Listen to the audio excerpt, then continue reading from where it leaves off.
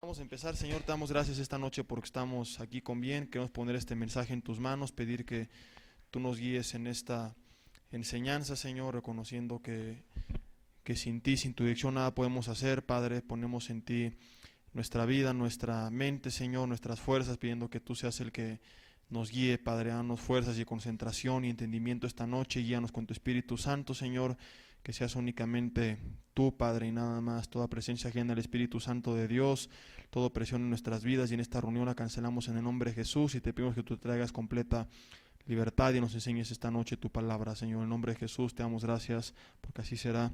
Amén. Y bueno, vamos a continuar. Es el tema 16, argumentos en contra de la Biblia, novena parte. La primera parte fueron argumentos pues en contra de las doctrinas de Jesucristo, donde se decía que habían sacado de otros libros esotéricos, perdón, de religiones esotéricas de esos tiempos, ¿verdad? Y las siguientes partes, desde la segunda hasta la séptima parte, pues vimos la crítica bíblica que se hace en contra del Antiguo Testamento, específicamente del Pentateuco, donde se afirmaba que Moisés no era el autor, que eran otros 4 autores, que no fue en el 1400, que fue 800 años después. Y lo que vimos la semana pasada fue la octava parte de argumentos en contra de la Biblia, pues fue la crítica bíblica contra el Nuevo Testamento. ¿Cuál es un breve resumen de la semana pasada? Los críticos dicen que el Nuevo Testamento, en específico los evangelios, no vienen realmente de los autores que la Biblia señala, sino que los formó la iglesia.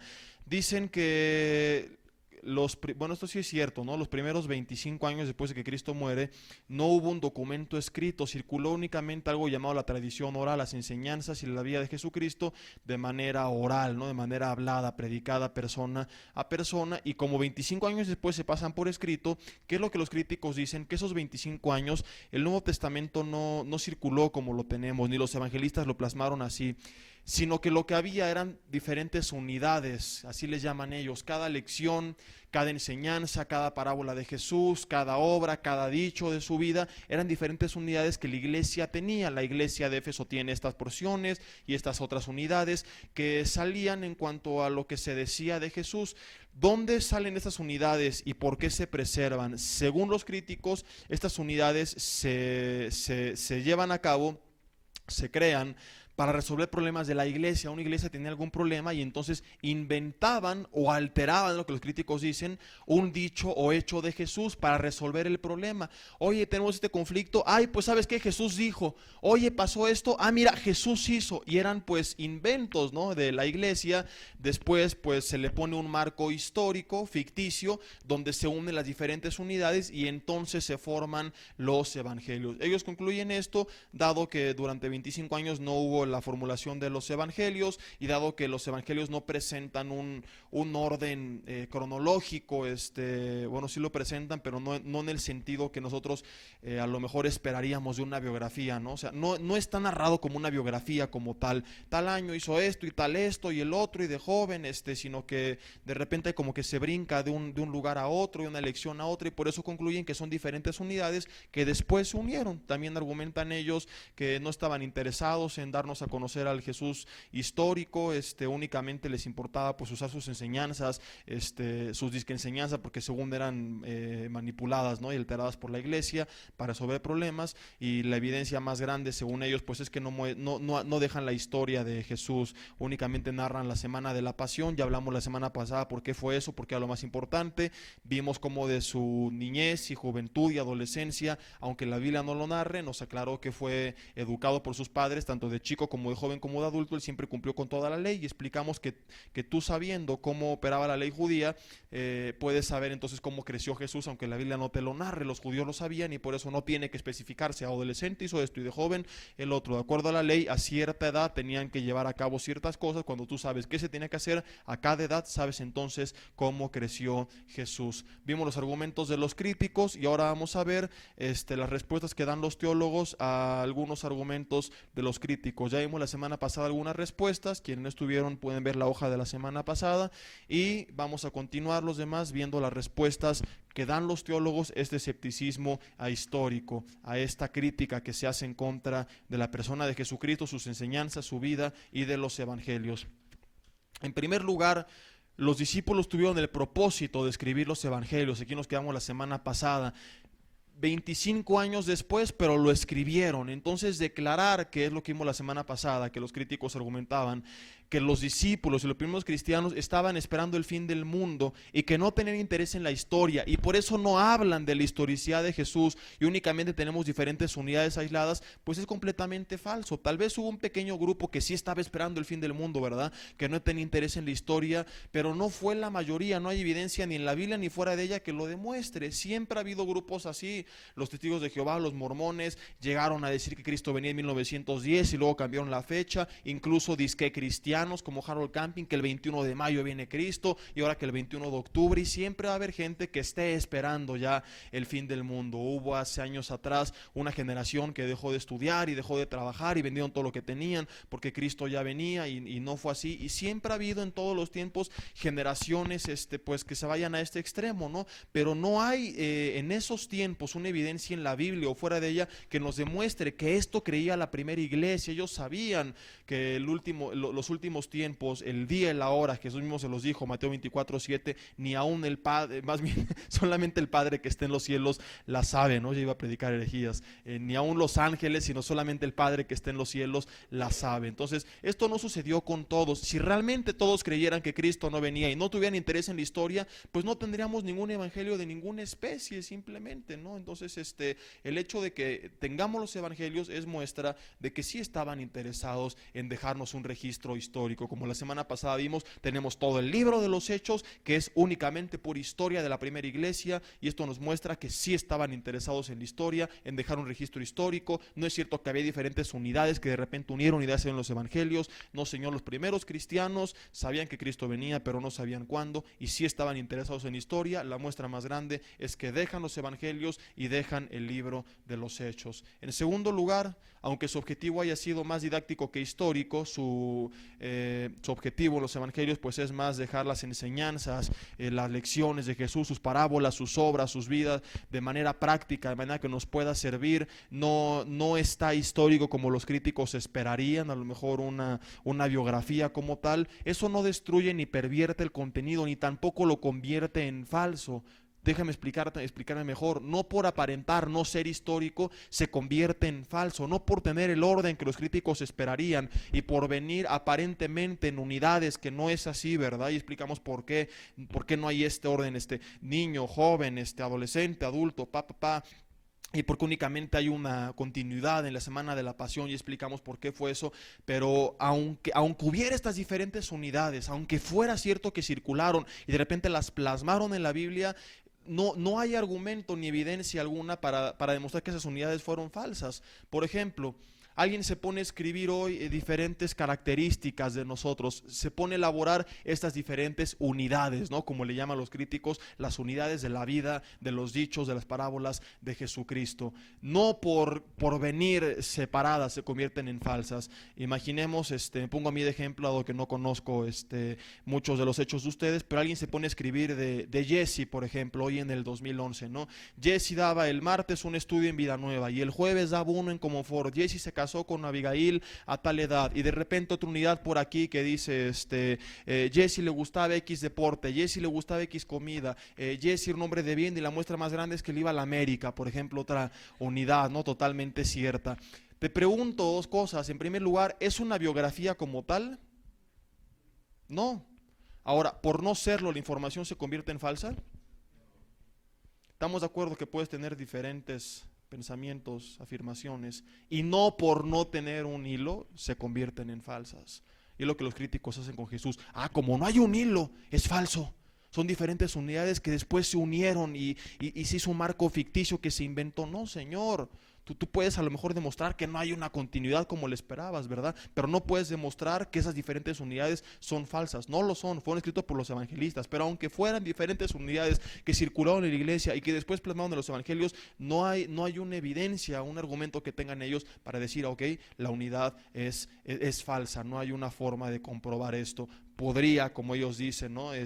No es así, pero suponiendo que sí fueran diferentes unidades, ok, ahora demuéstrame por qué dices tú que son falsas, que fueron inventadas. En tercer lugar, los discípulos fueron constituidos como testigos. Dice Marcos 3, del 13 al 15, que Jesús estableció a 12 para que estuviesen con él y para después enviarlos a predicar. Esto lo reconocen los críticos, que fueron testigos. Y en los primeros estudios hablamos de eso, ¿verdad? Que ellos fueron testigos, que Jesús establece a 12 para precisamente evitar que hubiera leyendas y mitos sobre él. Pone 12 cuates que caminaran, comieran, cenaran con él durante 3 años y medio y que hablaran fidedignamente de lo que él hizo. Y no pone 1, 2 o 3 que se pongan de acuerdo para después de hacer un complot, ¿verdad? Pone a 12, muchos de ellos no se conocían entre sí, para que no hubiera esto, para que todos tuvieran que confirmar uno del otro que lo que se hablaba de Jesús era verdadero. No se podían poner a inventar, porque llegaba otro y decía, no es cierto, yo lo vi, esas las cosas no fueron así. Otro, no sabes que así sucedió. Por eso Jesús pone 12 testigos. Ahora, a pesar del esfuerzo que desplegaron ellos para producir fe, siguen siendo solamente eso, siguen siendo solamente reporteros de los hechos de Jesucristo, siguen siendo solamente testigos, y en ningún momento hay razón alguna para creer que ellos decidieron falsificar los datos que la tradición de las iglesias presentó como ocurridos acerca de Jesucristo una generación antes. No hay argumento para decir de repente los 12 se pusieron a inventar, modificar, alterar las enseñanzas. Veremos más adelante que incluso se tenía que demostrar que los hechos habían sido así y que a la gente le importaba y tomaba muy en cuenta el verificar la veracidad de lo que les estaban hablando. No tenemos tampoco evidencia que nos muestra que la iglesia falsificó los datos y que los discípulos no hicieron nada, ¿verdad? Que es lo que los críticos dicen. No, la iglesia alteró y modificó y los primeros cristianos más que la iglesia, y acomodaron dichos y hechos de Jesucristo para resolver problemas. Ajá, ¿y qué hay de los 12 que fueron testigos oculares, que estuvieron con él? ¿Por qué no dijeron nada? Vimos la semana pasada, según ellos fue un complot de los líderes y los discípulos y los cristianos que se dejaron engañar. Veremos más adelante que también en este complot, según los críticos, no lo dicen, pero usando su razonamiento concluyes, también estaban hasta los no cristianos. Ahorita vamos a ver por qué. Antes vemos el siguiente punto, el número 4. Si vamos a juzgar, son diferentes conclusiones, esto que estamos viendo, diferentes puntos que hablan los teólogos en respuesta a esto. Se las estoy resumiendo, las más importantes. Dice uno de ellos, si vamos a juzgar la historicidad de Jesucristo, pues tenemos que hacerlo como se hace con todo personaje de la historia. Tenemos que usar los métodos que usan los historiadores para diferentes personajes de la historia. Ni siquiera, ahora esto es lo importante y subráyalo, ni siquiera los historiadores siguen estos criterios ni llegan a estas conclusiones con Jesucristo u otros personajes históricos. Son los críticos, mucho ojo con esto, y no los historiadores quienes propagan las teorías del Jesucristo mitológico. O sea, los críticos usan métodos literarios y usan sus prejuicios para llegar a conclusiones y no usan métodos históricos. Incluso vamos a ver más adelante los métodos que usan los historiadores, no métodos históricos, sino métodos de los historiadores, pues ellos no les importan y los tiran a la basura, y lo que usan son sus métodos. Oye, no señor, tú quieres saber la verdad de un personaje histórico, ¿qué método se tiene que utilizar para el análisis? El que usan los historiadores. Oye, tú quieres saber de qué está formada esta casa, vas a llegar y pues yo creo que porque aquí suena así, a mí se me hace que ese cemento. Tiene que ver un arquitecto y con métodos de arquitectos hacer un estudio y decir qué material es cada cosa, estamos de acuerdo. No puedes llegar tú con otros métodos a querer inventar, ¿no? Y es lo que hacen ellos, en lugar de usar los métodos de los historiadores para llegar a la conclusión que llegan los historiadores que se especializan en eso, en la historia, usan sus métodos. Es como si el aguador y no el técnico pues se pusiera a dirigir el equipo y tuviera la solución. No, señor aguador, tú haces una cosa, el técnico hace otra. De igual forma los críticos, tú dedícate al texto literario con tus métodos, pero quieres saber de historia, usa el método del historiador. Y usan métodos que no usa la historia, e incluso la misma historia, como vamos a ver más adelante, datos que los historiadores dan por ciertos y fidedignos, pues estos cuates, como no les convienen, entonces los tiran a la basura. Punto número 5, los propagadores del cristianismo no tenían problema en que se examinara la veracidad de su mensaje. Ellos no solamente alegaban ser testigos de las cosas que hablaban. Recuerda, lo vimos en los primeros estudios, que parte de su defensa era afirmar ante las mismas autoridades que ellos habían sido testigos de la obra, de la vida, de la muerte y de la resurrección de Jesucristo. Hechos capítulo 2, versículo 22, tenemos un ejemplo de esto que vimos, que quiero que volvamos a leer.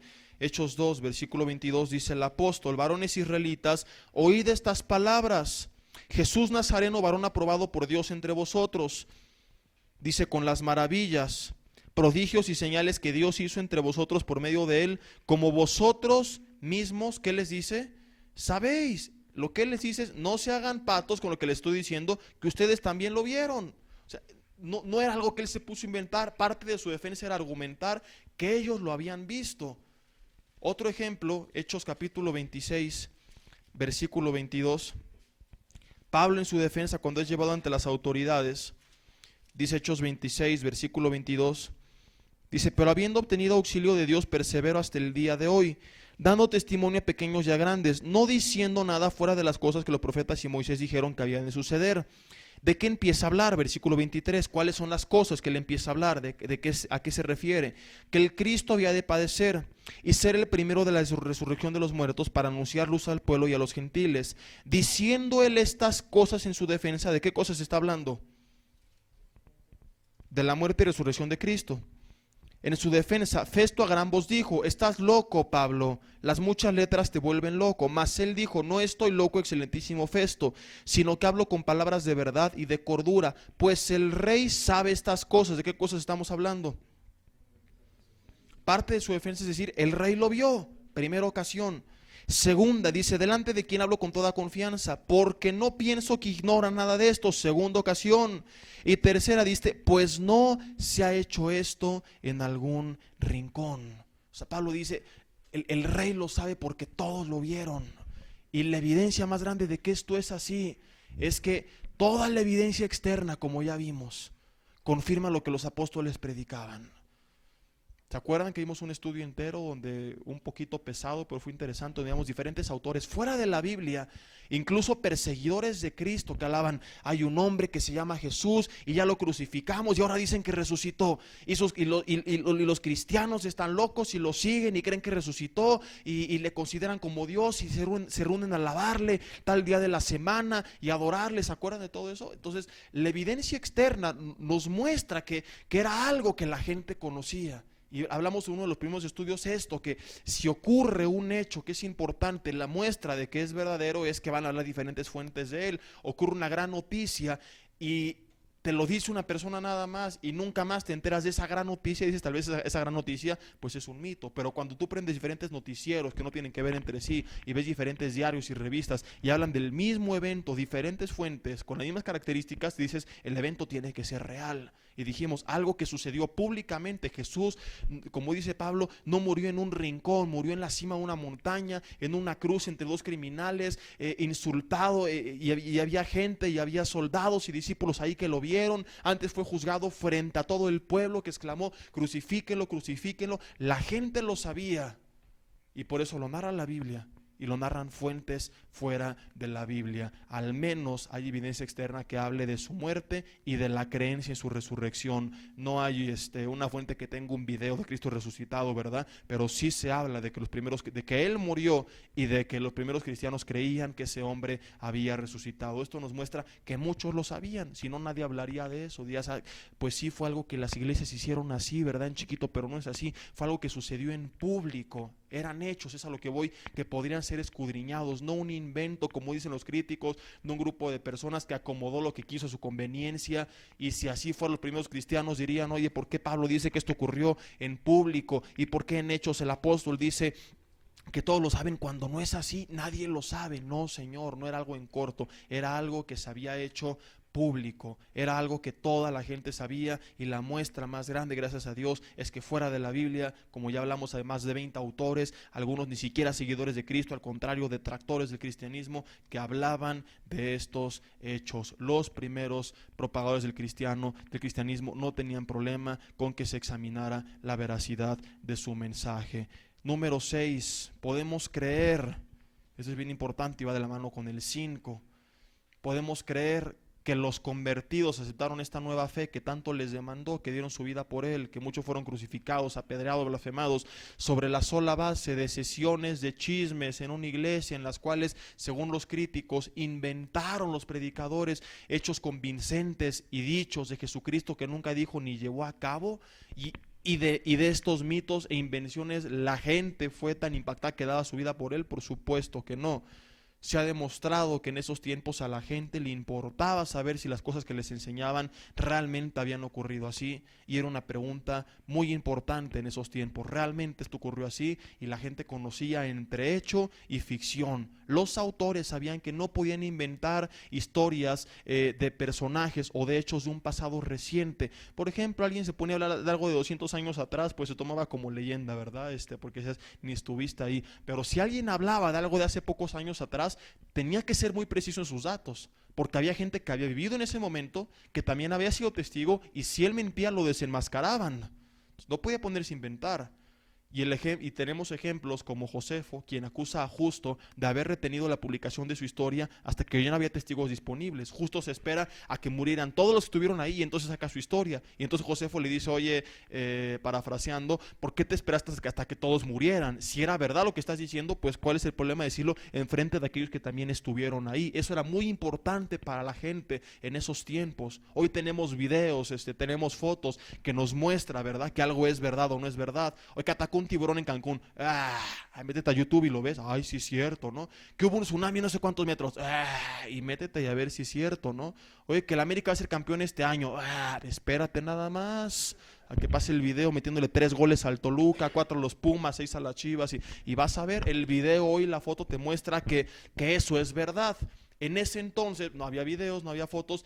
¿Qué tenía que haber? Un testigo ocular que también estuvo ahí. Cuando no estaba este testigo, y el autor deliberadamente se esperó para hablar a que el testigo muriera, entonces decías, oye, ¿por qué te esperaste? ¿Qué tan verídico es lo que estás hablando? Cuando le hablaba con testigos y el testigo respaldaba, entonces sabía que los hechos eran ciertos. Por eso Jesús, dice la Biblia, estableció a 12 para que estuviesen con él, para que fueran testigos oculares de lo que había ocurrido y que no hubiera mitos. De hecho, los hubo, leyendas, inventos de Jesús, y los discípulos siempre son los que pararon todas estas cosas, y todo lo que se enseñaba, como ahorita veremos en este punto, tenía que ir de acuerdo a la palabra. Por ejemplo, hoy ocurre un crimen y hay 4 personas, ¿no? La fuente A, B, C y la D. Y de repente la fuente D se espera 20 años o 40 años a que mueran los primeros 3 para testificar. Dirías, oye, si lo que estás hablando es la verdad, ¿por qué no hablarlo en frente del A, B y C? ¿Por qué esperar a que mueran? Eso nos muestra que lo que él está hablando tal vez es mentira. ¿Sí me explico? Y esto era condenado en esa época.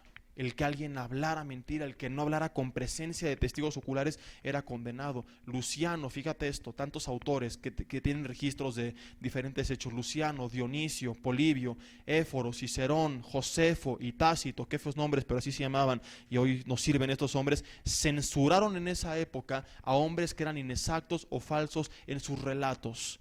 O sea, alguien hablaba un fraude y era desenmascarado de inmediato. ¿Dónde está el testigo? A ver, ¿cómo que sucedió así? ¿Dónde están los testigos? Yo quiero ver y si no es así, se censuraba.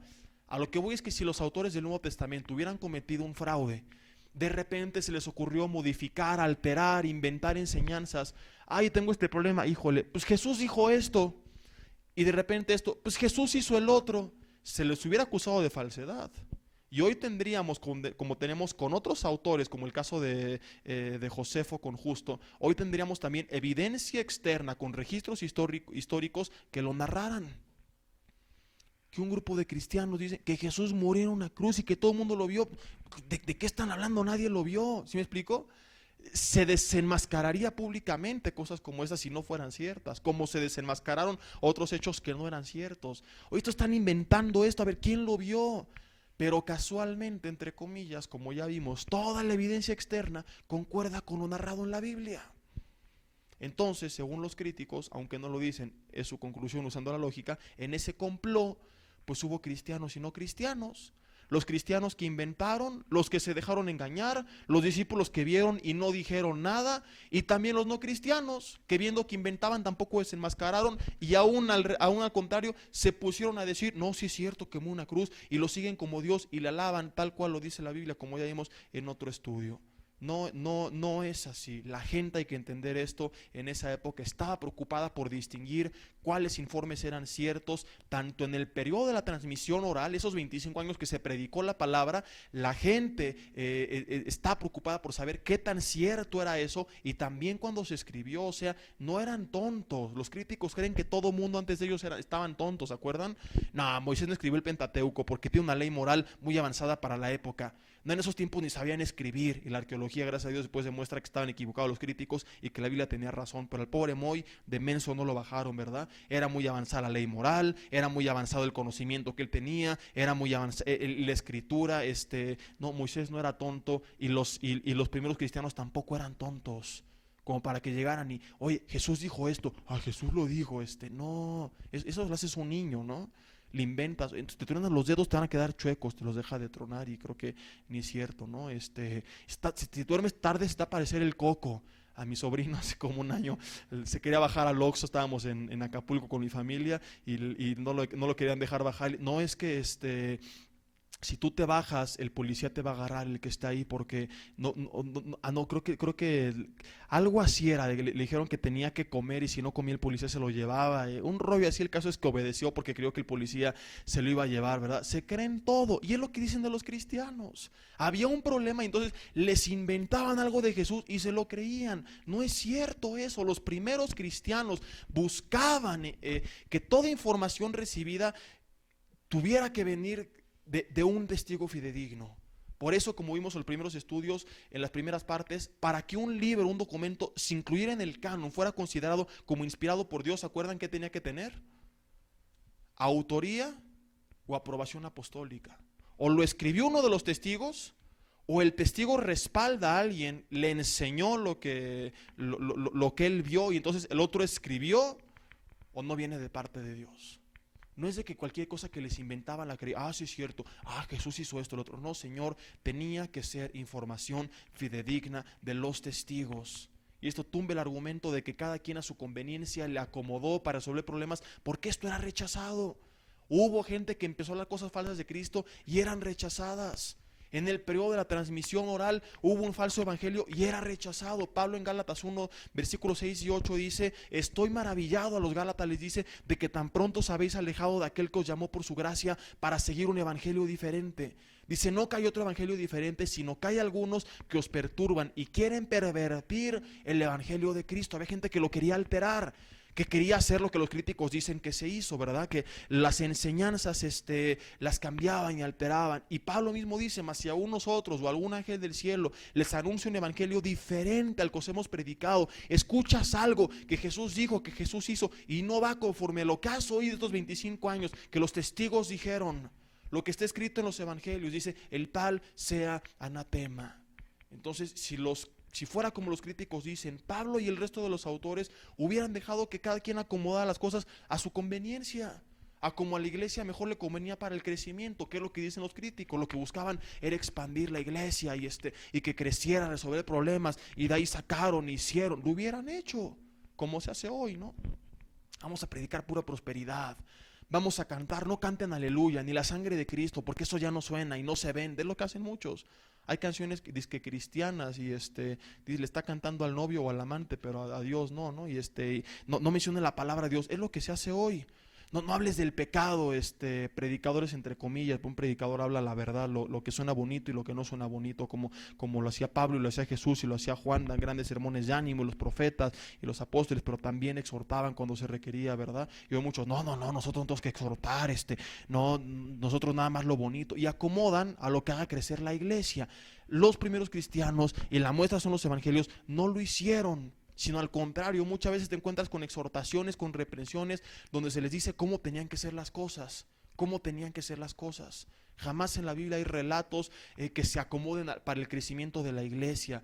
Al contrario, a veces los relatos minaban el crecimiento de la iglesia. Y si, según los críticos, los primeros cristianos modificaban, alteraban o inventaban algo para que la iglesia creciera, ¿por qué entonces permitieron que dentro de estas unidades, como ellos le llaman, quedaran relatos que minaran el crecimiento de la iglesia? Como por ejemplo Juan 6, 60 al 66, Juan 6, 60 al 66, suena como que a 666, ¿no? Si le quitas el 0 ya valió, pero Juan 6, 60 al 66 narra que Jesús, en un contexto donde les dice que tenían que comer su carne y beber su sangre, hablando espiritualmente, muchos discípulos pensaron que estaba hablando de canibalismo, y dicen que ellos, dice la Biblia ese pasaje, que ellos dijeron: dura palabra es esta, ¿quién la puede oír? Entonces Jesús habla con ellos, etcétera, etcétera. Total que terminan apartándose discípulos, dice la Biblia, ¿verdad? Y vemos aquí cómo pasajes como este, que no resolvían nada, sino que al contrario afectaban a la iglesia, fueron incluidos. Ahora, si las diferentes unidades se incluyeron para resolver problemas, ¿qué problema en la iglesia resolvía este pasaje? Decir: coman mi carne y beban mi sangre. ¿Por qué fue incluido con las otras lecciones? Si hizo que discípulos, incluso dicho por Jesús, se apartaran de él. ¿Por qué mensajes como el de Pablo: Gálatas insensatos, Corintios carnales, hebreos inmaduros, que debiendo ser ya maestros, tienen necesidad de que se les enseñen, debiendo ser maestros, tienen que volver a los primeros rudimentos? ¿Qué problema de la iglesia resolvía esto? Ninguno. Y hay muchos pasajes donde dices: esta unidad no resolvía nada. Y si únicamente se consideraron unidades según el problema que resolvieran, ¿por qué esto que no resuelve nada? Como la semana pasada hablamos de la niñez de Cristo, que resolvía esto. ¿Por qué se dejaron? Porque jamás se amoldó algo a la conveniencia de la iglesia. Esto no es cierto, es al revés. La iglesia siempre se amoldó a la palabra, y así es como tiene que ser. No es tú llegar a conclusiones y buscar un versículo que lo respalde, que es lo que mucha gente hace. Pues yo predico esto, a ver, este psicólogo dijo esto sobre bonito, a ver qué versículo queda con esto. Ahí estuvo. Ahí tengo esta historia, pues le busco un versículo. Ay, pues voy a hacer este negocio, voy a hacer este proyecto, a ver, le busco un versículo. No. Tú no tienes que amoldar la Biblia a lo que te da la gana. Tienes que amoldar lo que te da la gana a la palabra. Tiene que ser todo basado en la palabra. Y hoy se hace al revés muchas veces, ¿no? Se quiere amoldar la Biblia a uno. Esto sí, esto no, Señor, es tú a la palabra. Y a veces va a convenir y hacer crecer, a veces no, pero es lo correcto. Y es lo que hacían los primeros cristianos, y tenemos como evidencia la Biblia misma. Entonces, no es cierto que era modificada la enseñanza según lo que hiciera crecer la iglesia y resolviera problemas, porque si así fuera, ni siquiera el cristiano estaría hoy, ni hubiera estado interesado en un evangelio que hubiera sido sacado de su trasfondo histórico. Ellos tenían celo por saber que realmente las cosas que les contaban habían sucedido tal cual se los estaban relatando, se los estaban diciendo, y por eso Jesús instituyó a esos 12 testigos. Número 7, en sus estudios de los evangelios, los críticos no toman en cuenta los testimonios históricos, lo que te decía hace rato. Un historiador, para saber la historia, toma en cuenta testimonios históricos. ¿Qué dicen otros historiadores? ¿Qué dice la historia de esos tiempos? Los críticos no. Los críticos dicen: al diablo con la historia. Si no se ajusta a mi conclusión, no me interesa. Por ejemplo, el historiador Eusebio, en su libro llamado Historia Eclesiástica 3, cita uno de los primeros padres de la iglesia, líderes, es lo que quiero decir con la palabra, el término padres, quien afirma que Marcos fue el intérprete de Pedro, pero Bullman, uno de los críticos, dice que esta información es errónea. Ah, caray, ¿estuviste ahí, compadre, o por qué? No, solo como no va con lo que él dice, agarra a un historiador llamado Eusebio, fidedigno y considerado como confiable por los historiadores, y no, como no me conviene, como no va de acuerdo a lo que yo creo, entonces esta información es errónea. Tibelius, otro de los críticos, habla de lo que Papias dice acerca de la autoría de Mateo y Marcos en sus evangelios respectivamente, ¿verdad? Pero concluye que se equivocó al pensar que los evangelistas eran realmente autores. O sea, Eusebio habla que Papias habla de la autoría de Mateo y de Marcos en cada uno de los evangelios, y dice Tibelius: no, esto no es cierto, se equivocó al pensar que eran evangelistas. O sea, el testimonio de lo que la historia dice de esa época, no hablando de teorías como las de ellos, ¿verdad? Y choros mareadores, sino del testimonio de historiadores antiguos y fidedignos, pues lo tiran a la basura, ¿no? Lo pasan por aquel monumento francés llamado el Arco del Triunfo, y esto nos muestra su falta de honestidad, su falta de integridad, porque un historiador agarra y, ¿sabes qué? Pues para armar la historia, tengo que conocer la historia, a ver qué dice este monumento, qué dice este papiro, qué dice este historiador, y parte de eso es con lo que van armando su historia, van conociendo lo que realmente es histórico, lo que es verdadero, lo que es falso. Estos hombres no. Se agarran lo que es considerado como historia y dicen: como no me conviene, pues esto no es cierto. Número 8, los críticos no han sido imparciales Su crítica no fue el producto de una preocupación honesta por conocer la Biblia y entenderla mejor como palabra de Dios en su contexto histórico, no, Señor, fue un estudio que rechazó el testimonio bíblico como palabra de Dios y de ahí partieron. Recuerda que eran ateos y en base al ateísmo partieron. Lo que pasó con el Pentateuco, ¿se acuerdan?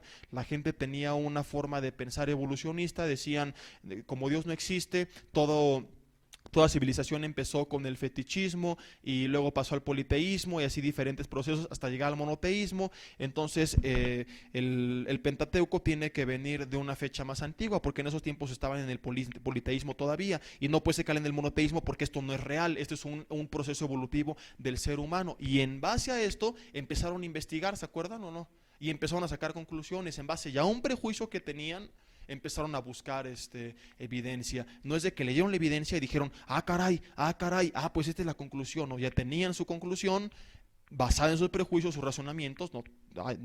Dios no existe, y de ahí se pusieron a estudiar e inventar, y lo mismo hacen con el Nuevo Testamento, como vamos a ver más adelante. No creen en los milagros, nos dicen, no, esto tiene que ser mentira, y le buscan una respuesta al origen del Evangelio. Número 8, este es bien importante. Esto tira muy fuertemente a la basura pues sus argumentos, ¿no? Y nos enseña lo que te decía en el punto número 8 y número 7, cómo ellos pues no son parciales, cómo ellos, no son imparciales, cómo ellos no son honestos. Bullman cree que el motivo que formó los relatos, las unidades, fueron los debates que los primeros cristianos tenían con los judíos. Pero Dibelius cree que el motivo era el fin misionero de la iglesia y la predicación como medio de propagación. Y podemos hablar un poquito más de esto, pero no tiene sentido, ¿no? Hay más acerca de la discusión que hay entre ellos, ¿no? Entre ellos mismos empiezan a tirar en cuanto al origen de estas unidades. Lo importante aquí es notar que en ellos se ponen de acuerdo porque no elaboraron sus críticas en base a la evidencia, en base a la razón. O sea, no agarraron y empezaron a leer el Nuevo Testamento y dijeron, oye, no hay continuidad. Solo habla de la semana de la pasión, oye, está esto y el otro, y empezaron a estudiar y llegaron a una conclusión. No, Señor, tenían su conclusión y empezaron a buscar evidencia que se ajustara a su conclusión. Quisieron amoldar a sus creencias las evidencias, y entonces llegan, esto es bien curioso, a la misma conclusión, pero con diferente base. Y yo pregunto, razonando tantito, ¿cómo puede ser esto? ¿Cómo puedes llegar a la misma conclusión pero con bases diferentes? Es la evidencia más grande de que quisieron amoldar la evidencia a sus conclusiones y no de que sacaron conclusiones de la evidencia, lo que te contaba que hicieron con el Antiguo Testamento. Porque si ellos empiezan a leer y dicen, oye, aquí hay un problema y aquí hay otro, y empiezan a estudiar y llegan a cierta conclusión, no decimos que tienen razón, ¿verdad? Pero tendría cierta importancia su estudio, pero ¿cómo tienes la misma conclusión con diferentes bases? Esto te muestra de que ellos no partieron de las bases para llegar a una conclusión, tenían una conclusión y le buscaron una base, ¿sí me explico o no? Y uno dice, la base es que las unidades se formaron de las discusiones que tenían con los judíos, y el otro dice, la base de mi conclusión es que esto fue usado como medio de propagación del evangelio por los primeros cristianos. ¿Cómo pueden dos hombres concluir lo mismo y teniendo pues orígenes de esa conclusión diferentes? Esto nos muestra lo deshonestos que son ellos en su estudio. Llegaron los señores y dijeron, pues creemos esto y esto, y ahora vamos a buscarle una razón de ser, una base, una plataforma. Y tan era así que tienen diferentes plataformas los dos, no se ponen de acuerdo. Tenemos otro erudito de la Biblia que da una lista de algunas problemáticas, de algunas limitaciones en la crítica de las formas. Número 1, dice, las clasificaciones de las supuestas unidades deberían hacerse estrictamente de acuerdo a la forma y nada más. Como por ejemplo, las historias de los milagros serían una forma, las parábolas otra forma, pero si un relato no está estructurado en forma, entonces no es crítica de las formas clasificarlo de acuerdo a su contenido, que es lo que los críticos hacen, no clasifican de acuerdo a la forma de cada unidad, sino de acuerdo al contenido de cada unidad. Entonces ya no es crítica de las formas, ya no se está estudiando cómo llegó a ser cómo llegó esa tradición oral a tener esa forma, sino se está haciendo pues más bien un ataque descarado y completamente parcial en contra de la palabra, ¿no? Número 2, dice él, al subrayar demasiado la influencia de la comunidad primitiva que según modificó, alteró, inventó enseñanzas, dichos y hechos de Jesucristo, la crítica de las formas pues está cerrando los ojos a la influencia de Jesucristo como rabí y profeta. Él no tuvo tuvo nada que ver, ¿no? Ahora Cristo ya no es el creador, Cristo es el producto, un producto por el que daban la vida por él. Esto es completamente absurdo, por no decir otra palabra que me dan ganas de olvidar que soy cristiano y decir la verdad.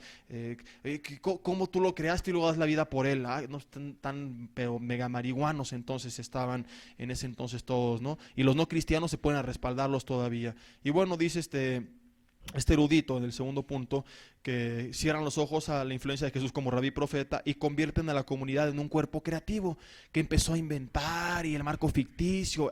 O sea, por una parte eran muy tontos y por otra ahora son muy listos, ¿no? Cuando no hay evidencia de esto ni dentro ni fuera de la iglesia. Los primeros cristianos no eran rabinos o salomones como para lograr semejante engaño, para hacer tal creación. Número 3, la crítica de las formas descuida demasiado la presencia de testigos oculares en el periodo formativo y su habilidad de salvaguardar la tradición y frenarla, lo que hablamos hace rato y de los puntos más importantes. Habían testigos oculares que salvaguardaban la tradición y frenaban lo que era incorrecto, y un profundo interés en la iglesia porque cada relato fuera verificable y de una fuente confiable. O sea, no era tan fácil como los críticos dicen ponerse a inventar hechos, dichos y obras de Jesucristo. Número 4, la crítica de las formas pasa por alto el hecho indudable de que la iglesia primitiva estaba lista para morir y para sufrir por su fe en Jesucristo. Es bien importante esto, y creo que se los dije hace 8 días al principio. ¿Se acuerdan que le dije que razonar tantito, empezarnos a hacer preguntas y todo? Y este erudito pues concluye algo similar, ¿no? Dice, si Jesucristo era solamente citado, era usado para citar sus enseñanzas, para citar su vida, cuando se presentaba algún problema en la iglesia, pero no había interés en él, ¿por qué vemos dentro y fuera de la Biblia que daban su vida por él? Si no había interés en su persona, en lo histórico, si era un instrumento, ¿por qué dar la vida por él? Porque Jesús era un Jesús real y era su Cristo, su Salvador, quien lo había probado por sus obras y sus enseñanzas. Los críticos entonces tienen un gran escepticismo histórico, no creen que los evangelios presenten una imagen histórica de Jesús, y sí, a lo mejor, como al principio hablamos, no hay un esquema estrictamente cronológico, ni tampoco una biografía en el sentido que entendemos el término, pero eso no implica que el testimonio sea una mentira. O sea, está lejos de admitir que tenemos un testimonio alterado, que no tenemos un testimonio fidedigno de parte de los testigos oculares. No se puede afirmar que la iglesia, a partir del Cristo de la fe, creó al Jesucristo de la historia. Es al revés, a partir del Cristo de la historia, de lo que realmente hizo, pues salió el Cristo de la fe que nos hace creer en él. No es de que de una creencia inventaron un hombre, no, señor, es al revés. Los autores tal vez no estuvieron interesados en la historia, como se entiende, ¿verdad?, el término, pero sí estuvieron interesados en lo histórico, lo que te dije al principio. No narraron todo acerca de Jesucristo en el orden que los críticos esperaran tal vez, o la forma que esperaban que lo hicieran, pero tampoco querían relatar algo ficticio, y no hay tampoco evidencia que lo demuestre. Los autores del Nuevo Testamento estaban interesados y nos lo hicieron saber en comunicar lo que históricamente había sucedido, y la base de su predicación eran los hechos, y su argumento más fuerte, como ya hablamos, era apelar a la veracidad, a lo visible y a lo histórico de su mensaje. ¿Por qué? Porque ellos sabían que no podían ponerse a inventar cosas porque iban a ser ignoradas. Tenían que hablar de la verdad, de lo visible, de lo histórico, y tan estaban seguros de que lo que hablaban era verdad, que este era uno de sus argumentos más fuertes: apelar a los hechos, a lo que la gente sabía. Porque si no, dice Pablo, 1 Corintios 15, versículo 14, si no son así las cosas, pues ¿para qué predicamos? 1 Corintios capítulo 15, versículo 14, en relación a esto, Pablo dice lo siguiente, dice, y si Cristo no resucitó, dice, vana es entonces nuestra predicación, vana es también nuestra fe, y somos hallados, como dice Pablo, falsos testigos de Dios, porque hemos testificado de Dios que Él resucitó a Cristo, al cual no resucitó, si en verdad los muertos no resucitan. Porque si los muertos no resucitan, tampoco Cristo resucitó. Y si Cristo no resucitó, vuestra fe es vana, aún estáis en vuestros pecados. Si Cristo no resucitó, dice versículo 14, dice, vana es entonces nuestra predicación, vana es también nuestra fe. Si en esta vida, dice el 19, solamente esperamos en Cristo, solamente en esta vida, dice, somos los más dignos de conmiseración de todos los hombres. Él mismo lo decía, ¿no? O sea, si no estoy hablando algo histórico, algo que sucedió, pues estoy perdiendo el tiempo. Estaban conscientes que tenían que hablar la verdad. Lucas capítulo 1, versículo 1, dice el autor lo siguiente: mostrándonos su interés de hablarnos lo histórico, lo verdadero, mostrándonos su interés por corroborar los datos, mostrándonos que Él deja un documento honesto, un documento en el cual se hace una investigación previa, en el cual se consulta con los testigos. Dice Lucas 1:1,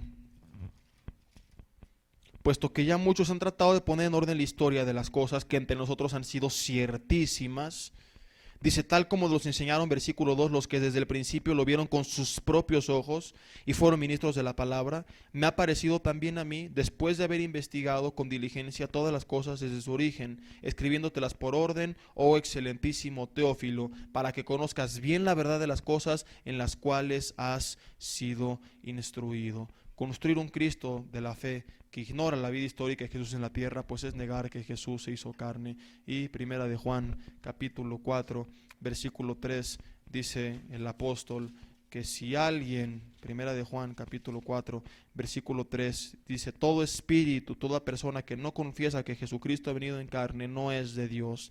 Y este es el espíritu del anticristo, el cual dice, vosotros habéis oído que viene y que ahora ya está en el mundo. El espíritu del anticristo, que es lo que va a hacer, siempre tratar de desprestigiar la persona, la vida, la obra, la muerte, la resurrección de Jesucristo. Eruditos como F.F. Bruce, W.M. Ramsey han demostrado en sus obras cómo los evangelios de Lucas y Hechos tienen tantos datos que los hacen históricamente confiables y precisos. Colin Hemmer, estudioso de la historia romana, leyó y estudió también el libro de los Hechos y concluyó lo siguiente, dijo, descubrimos una riqueza de material que sugiere que el autor estaba familiarizado con los lugares y tiempos particulares de ese entonces. C.S. Lewis, ¿saben quién es C.S. Lewis? Es el autor era un novelista y teólogo cristiano, y más bien su más grande novela es Las Crónicas de, ahí sí se lo saben, ¿verdad? En un ensayo acerca de esto, ahora ya no se les va a olvidar. Dice, volvamos a Juan, dice él, leamos los diálogos, ese con la mujer samaritana en el pozo, o el que siga la sanidad del hombre ciego de nacimiento. Fíjese, dice él, en las imágenes, y esa va a ser su tarea. Dice, Jesús haciendo garabatos en la tierra, el inolvidable y ya era de noche, el capítulo 13, versículo 30. Dice, él he leído poemas, he estado leyendo romances, literatura de visiones, leyendas y mitos toda mi vida. Yo sé cómo son, yo sé que ninguno de ellos es como este. Y es lo que hablamos en estudios anteriores. La Biblia tiene tantos detalles, tan precisos, tan complejos, nombres de lugares, de personas, fechas, cifras, los árboles genealógicos que coinciden unos con otros y con lo que cuenta pues la genealogía del Antiguo Testamento, con lo que dice el Nuevo Testamento, expresiones, cosas tan detalladas, lugares arqueológicos que la arqueología comprueba que no puede ser una leyenda, que no puede ser un mito por la forma en que están narrados. Es muy complejo, está narrado como lo narra un historiador, ¿no? O alguien que está escribiendo algo que es real. No es la forma de narración de un cuento, de un mito, de una leyenda, y lo dice alguien experto en el tema. No, Señor, cada detalle que hay, y hay muchos en la Biblia, nos acerca más y nos muestra más la verdad histórica contenida en el mensaje. Y uso un ejemplo para explicar esto. Imagínate que pasan 2000 años, que no va a ser así, pero pasan 2000 años y el mundo sigue en pie, y encuentra en el año 4011 después de Cristo un texto de un diario que dice, en el 2011 hubo un terremoto bien fuertote y un tsunami regrandote en Japón. ¿Qué podrías decir por la forma en que está narrado? Oye, quién sabe qué tan cierto es, ¿no? No hay detalles, tal vez es mentira lo que está narrando. Y así hay muchos textos disque religiosos que son tan simples, que le faltan tantos datos y tienen tan poca evidencia externa que verifique lo que dicen, que dices, pues quién sabe qué tan cierto sea, ¿no? Pero si hay otro diario que dice, en el 2011 hubo un tsunami en Japón que fue provocado por un terremoto previo de 9.0 grados. El terremoto ocurrió a las 2 horas con 46 minutos 23 segundos, hora local del viernes 11 de marzo del 2011. El epicentro del terremoto se ubicó en el mar frente a la costa de Honshu, 130 kilómetros al este de Sendai, en la prefectura de Miyagi, Japón. Esa va a ser su tarea, de escribir su examen, que diga escribir toda esta serie de características del tsunami, ¿verdad? Que son ciertas.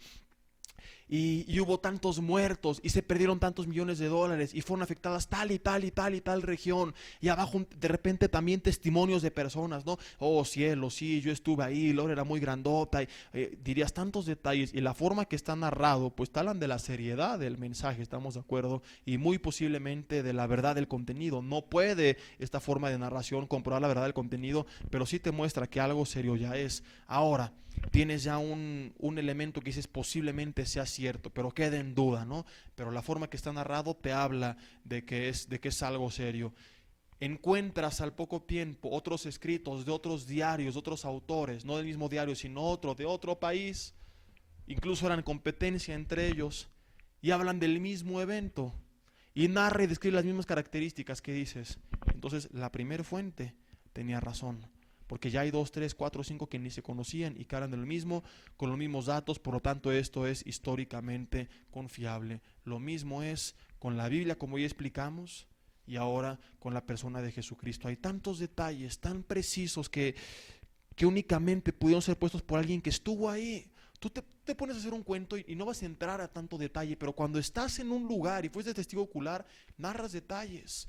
Era tal hora, hacía tanto frío, estaba oscura la noche, pasó un perro café, porque estuviste ahí. Cuando no estuviste ahí, no se te vienen a la mente tantos detalles cuando estás inventando una historia. Y hay tantos detalles de horas, de cifras, del tiempo, de lugares, de nombres de personas, etcétera, etcétera, que, que tú dices, pues tiene que venir un testigo ocular por la forma que lo está narrando.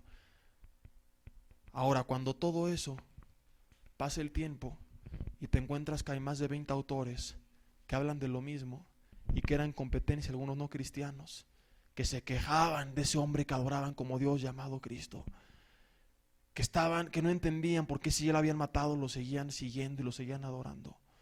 Dices, ah caray, entonces lo que estoy leyendo en la primera fuente tiene que ser verdad, no puede ser un invento.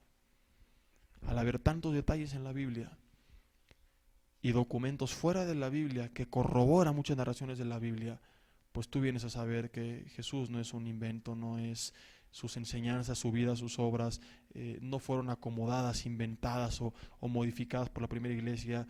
Pasó, está narrado lo que realmente sucedió. Los eruditos pues tristemente usan su gran conocimiento para justificar sus prejuicios, lo que te dije hace rato, no, con su conocimiento no llega a una conclusión, con sus prejuicios estudian para buscar una base a su conclusión. Ellos, ya ahora vamos a hablar más de eso para no hacer más largo este punto, pero ellos no creían, estos críticos, en los milagros, no creen en los milagros, y es la base por la cual dicen, entonces algo detrás tiene que haber en los evangelios, y sacan toda esta conclusión basados en que no creen en los milagros, y como la Biblia de milagros dicen, no, entonces no tiene que ser así, algo pasó antes. Hacen sus conclusiones basadas en prejuicios como y no basados en la verdad. Ahora a la hora de llegar a conclusiones, pues bueno, cada quien va a decidir a quién creer, ¿verdad?